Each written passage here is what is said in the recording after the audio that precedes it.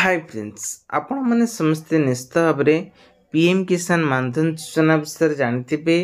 वर्तमान समय पीएम किसान मानधन योजना को नहीं 2000 टंका लेखाएं पाउथबा किसान भाई मानक पई आसिला नुआ अपडेट एवं चाषी मानक पई 2000 टंका लेखाएं मिलिबो। एपटे जे माने अप्लाई करचंती सेमानक नाम रे बे नुआ लिस्ट आसी आपण माने चाहिले ऑफिशियल साइट की जो चेक करि पारिबे एवं जो मैंने चाहते पीएम किसान सेवा केवाईसी करने से चाहिए केवाईसी करें।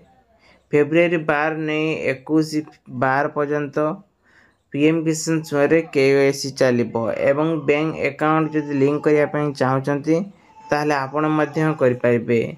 ये दुईटी आपण बहुत बड़ खुशी खबर रही।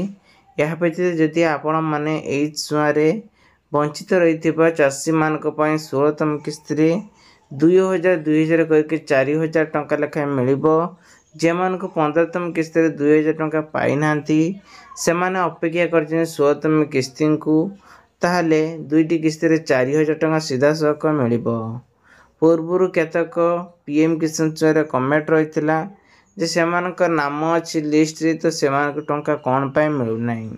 देखंतु जदि आपण माने पीएम किसान सेवा अप्लाई करिसंती आ आपणक नाम अछि किंतु आपण मानक 2000 टंका मिलु नै सेति ऑफिशियल साइट को जिबाको पड़िबो।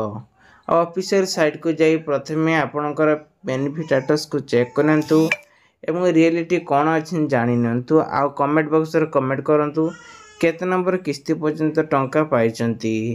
या पूर्व आपण मानको कहि रखुछि प्रथमे केवाईसी सहित आधार कार्ड लिंक होइछि कि नाही देखि नियंतु एवं आपणकर जमी जदि 2.5 मन थिबो ताले एथरे एलिजिबल होई परिबे। परिवार 2 जन नहीं जणे लेखा आवेदन करिवो ताहले आपण माने हितकारी बोली योग्यर परिचय आसीबो एवं आपण मानक 2000 टंका लेखा पाई परिबे। आशा करछि वीडियोटी आपन बहुत सारा हेल्प नि आइतिबो। वीडियोटी आपन हेल्प न होते चैनल सब्सक्राइब रखंतु। पाखरस्थ बेल आइकन ऑल बटन प्रेस करंतु।